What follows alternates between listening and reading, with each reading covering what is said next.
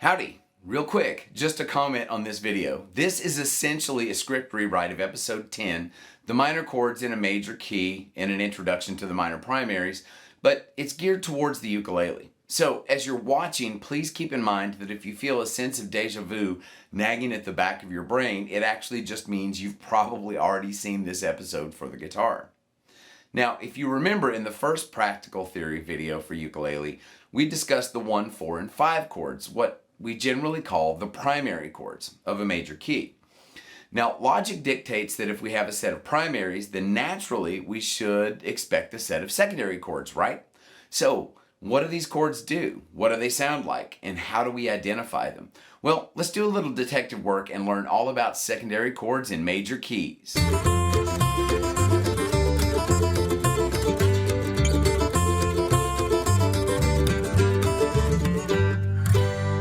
Now, before we go any further, let's review a few rules.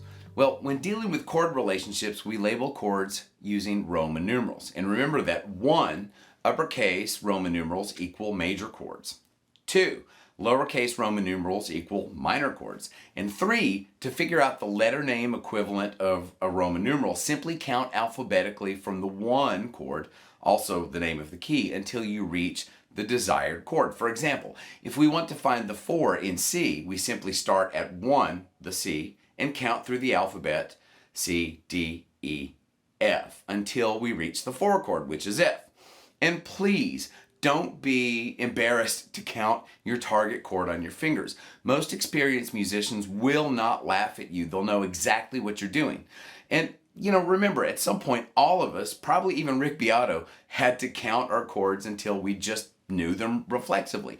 Remember, most musicians, at least the ones I know anyway, will be really empathetic, and they'll even encourage and guide you if you need to count up to your numbers. And if a musician does laugh at you for learning and practicing your craft, understand that they're probably trying to haze or intimidate you, and just know there's a special place in hell for music theory grandstanders. So here is a Roman numeral breakdown of all the native chords in a major key, any major key. And here is the alphabetical breakdown of the native chords in the key of C. Okay, so as we mentioned earlier, the 1, 4, and the 5, the major chords, incidentally, are the primary chords. Well, we can now see that the secondaries are what's left. The 2, the 3, and the 6 this time. All minor chords. Now, by the way, a quick disclaimer, we're not going to deal with any 7 diminished chords today. I'm saving that topic for another video, so we'll just X the 7 out. So now that we've established that our secondaries are minor, this might be a good time to inventory the basic minor chords we have at our disposal.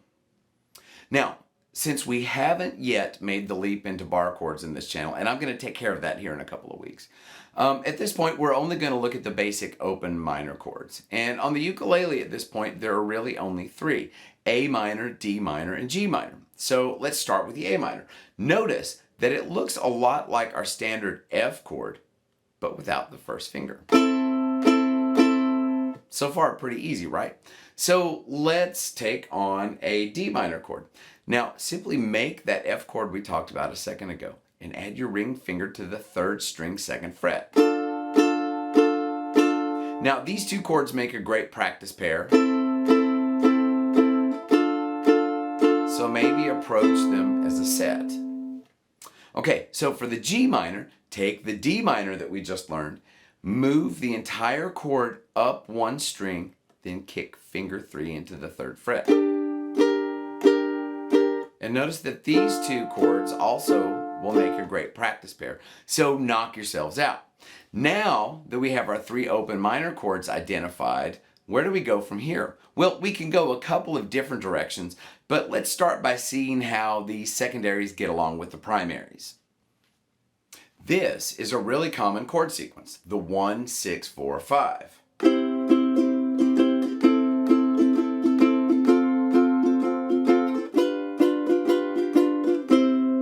And if it sounds familiar, it's because it's been a staple of rock music, especially doo-wop, for about 60 years.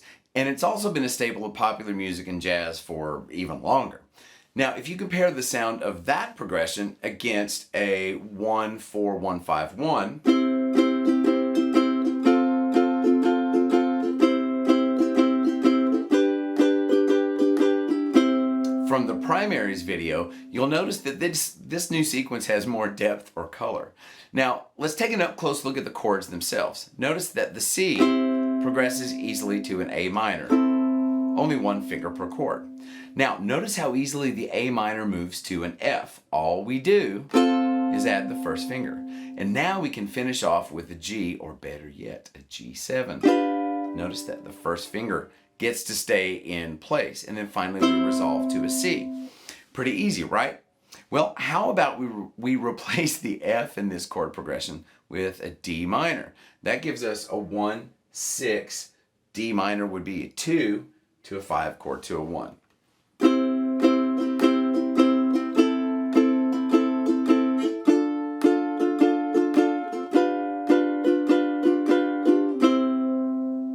So there's even more color. Now let's try an F, a D minor, B flat, C, or better yet, a C7. And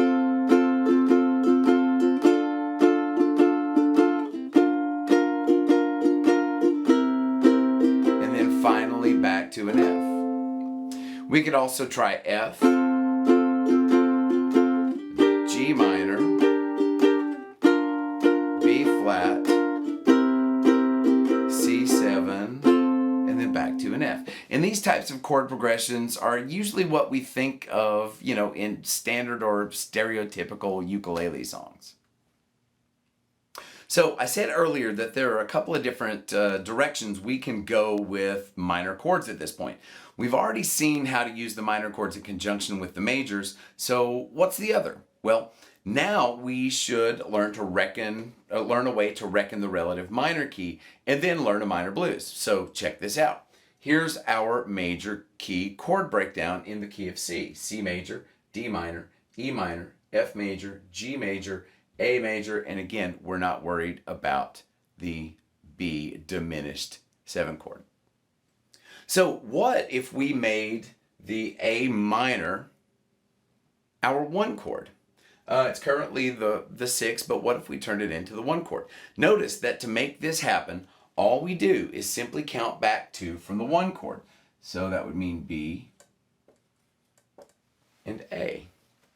Now, 2 letters down from the 1 in a major key will always give you the name of the relative minor key. Now, we call it the relative minor simply because it shares the same notes and chords and also the same key signature with its relative major. Pretty easy, huh? So here's a list of the chords generated by the relative minor scale. We get a minor 1, a diminished 2, but remember, we're not dealing with the B diminished.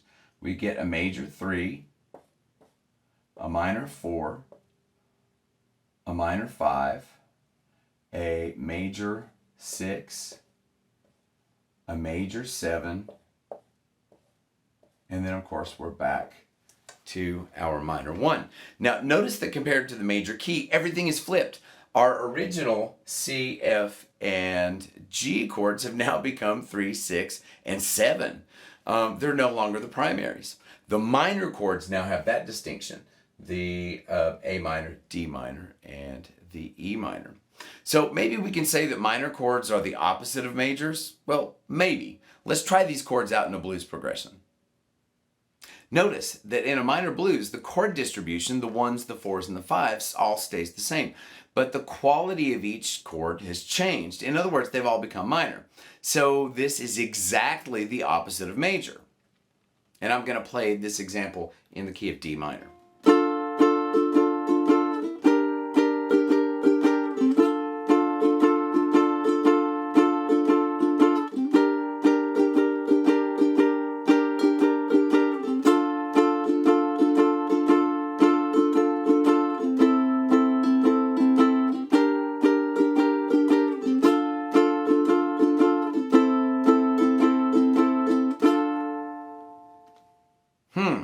Something sound a little off, kind of like monks trying to chant some jazz.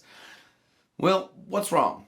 Now, we could go into a long theoretical explanation, but for now, it's not really necessary because I have a quick fix. At this point, let's just say that as a rule of thumb, it's safe to assume that all 5 chords are major. So this means that if we were to use an A minor blues, we would use A minor, D minor, and then E major. However, the E major is problematic because it's a bar chord. So let's learn an E7. It's actually real easy. And for the guitar players out there, you'll realize that this is like the upper part of an open B7 chord. So an A minor blues should sound like this.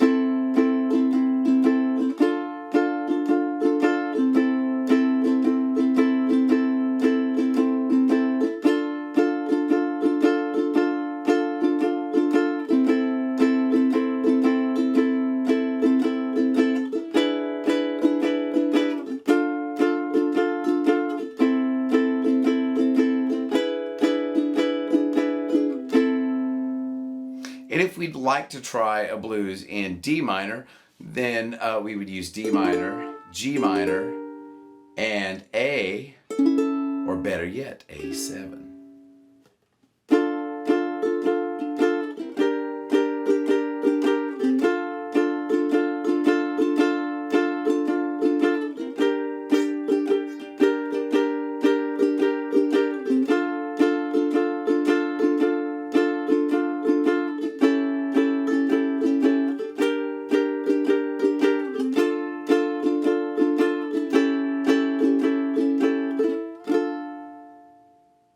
So now we've hopefully reached a point where we can let our ears adjust to the sound of a minor key in the same way that we've let our ears adjust to the primaries in a major key. Also, at this point, what we come to realize is that our secondary chords in a major key mostly become the primaries in the relative minor key. And I say mostly because remember, we had to change that minor 5 into a major or dominant 5. Now, this change of the quality of the 5 chord has serious implications for the secondary chords in a new minor key, and we'll discuss that fully in another video. So watch out for that in the coming weeks. Remember, please like, share, and subscribe if you're enjoying the channel's content. Hit the notification bell so you'll always know when a new episode drops. And feel free to leave comments or any suggestions for topics that you might like to see in some future videos. My name's Dave Holland, and thanks for watching String 'em Up. Have fun, stay safe, and I'll see you next time. Bye.